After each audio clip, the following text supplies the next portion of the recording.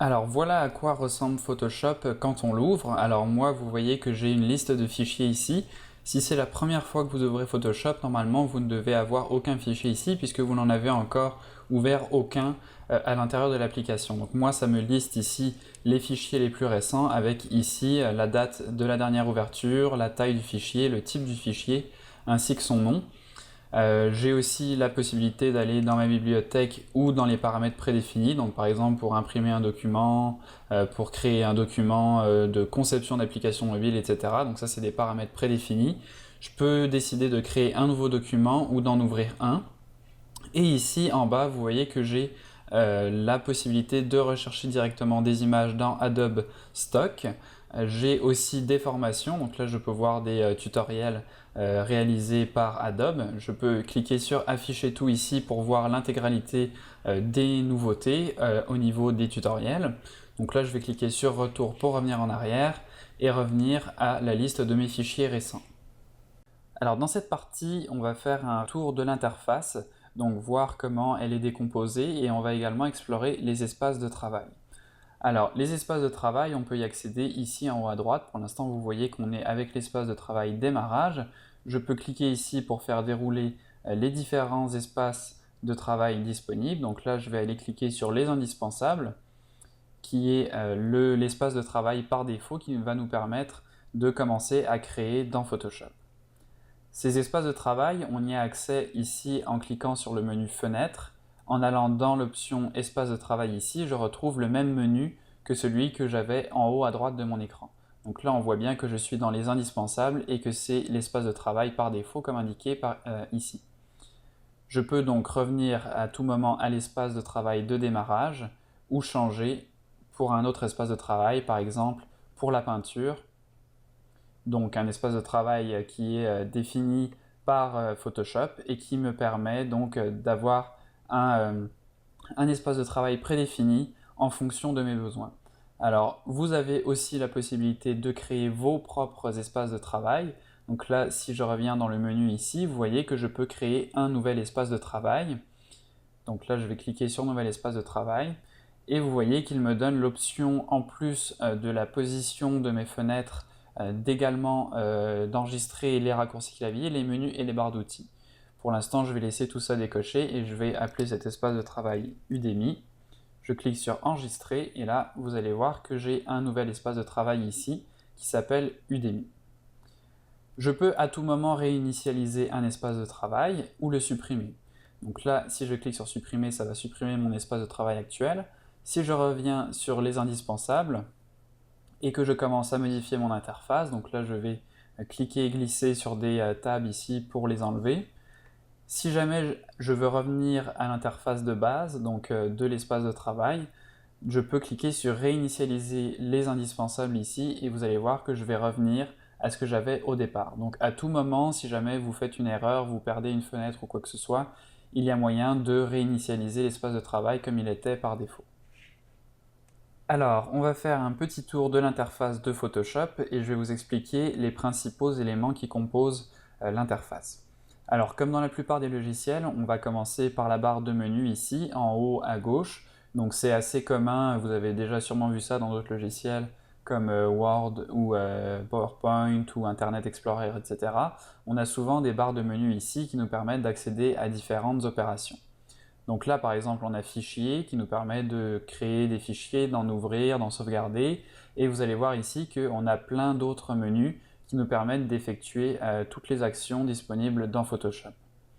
Donc toutes ces actions, vous allez voir que rapidement, on va les effectuer avec des raccourcis clavier. Le raccourci clavier à chaque fois est indiqué à côté de l'action lorsqu'il y en a un. Et on peut également créer nos propres raccourcis clavier. En dessous de la barre de menu ici, on a la barre d'options des outils. Donc cette barre ici va changer en fonction de l'outil qu'on sélectionne. Donc là pour l'instant j'ai l'outil de déplacement. Si je sélectionne mon pinceau, vous voyez que automatiquement la barre s'actualise en fonction de l'outil sélectionné. Cette barre ici, donc comme on vient de le voir, c'est la barre d'outils. Donc tous les outils de Photoshop sont listés ici. Je peux également cliquer ici pour agrandir la barre ou la rétrécir, donc la voir sur une ligne ou deux. Et je peux également cliquer et glisser sur cette fenêtre pour détacher ma barre d'outils et rendre la fenêtre flottante. Donc à vous de voir ce que vous préférez. Personnellement, j'aime bien la laisser ici à gauche en tout temps. Ensuite, ici, on a différents panneaux qui sont disponibles. Alors tous ces panneaux ici, on les retrouve en cliquant sur le menu Fenêtre et on voit ici avec le petit V quels panneaux sont actuellement affichés sur notre interface. Donc là, on regarde Bibliothèque, effectivement, il se retrouve ici à droite. Donc je peux cliquer et glisser sur le nom du panneau ici pour le détacher. Et je peux, comme on l'a vu avec la barre d'outils, le rétrécir. Donc là, je n'ai plus que le nom du panneau et l'agrandir en cliquant sur les petites flèches ici. Je peux également fermer ce panneau. Alors là, j'ai un petit problème d'affichage. Alors voilà, ok, c'est bon. Donc, on peut également fermer ce panneau en cliquant sur la petite icône ici. Et si on n'a pas l'icône, donc là, puisque les panneaux sont attachés à notre interface, on n'a pas la petite croix pour les fermer, on peut cliquer sur le menu déroulant ici et cliquer sur Fermer. On peut décider également de fermer le groupe d'onglets, auquel cas tous les onglets ici vont être fermés. Donc on va voir ce que ça fait. Si je clique ici, vous voyez que les deux onglets qui étaient à l'intérieur de ce groupe sont maintenant disparus. On peut également mettre des onglets ici dans la petite barre. Donc si je prends les réglages par exemple et que je le glisse ici, vous voyez que maintenant les réglages sont accessibles avec une simple icône ici. Cette barre ici, je peux également l'étendre, donc en cliquant sur les petites flèches comme on l'a vu déjà pour les autres barres. Et je peux faire ça pour, vous voyez ici, n'importe quelle barre. Donc toute l'interface ici est constituée de barres que je peux agrandir, que je peux fusionner ensemble, etc. Les fenêtres ici, donc on peut cliquer dessus pour les afficher. Donc si je veux par exemple afficher la fenêtre des annotations, j'ai juste besoin de cliquer dessus et vous voyez qu'elle va automatiquement apparaître. Donc après, c'est à moi de la glisser où je veux pour réorganiser mon espace. Donc là, je vais la glisser ici et là, vous voyez que je retrouve mes annotations. Donc de cette façon, vous allez pouvoir customiser votre interface, faire en sorte que vous retrouviez vos outils le plus rapidement possible. Donc là, c'est propre à chacun.